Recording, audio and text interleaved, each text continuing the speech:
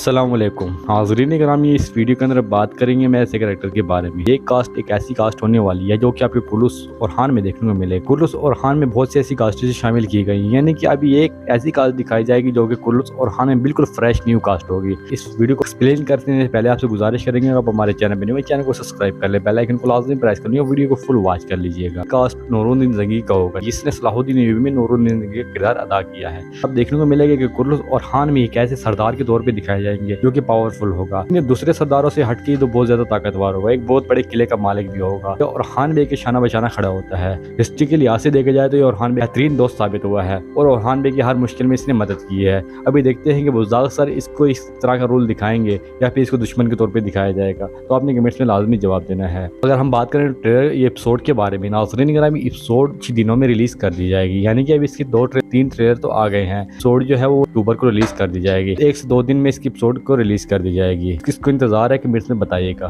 तो video and करते हैं।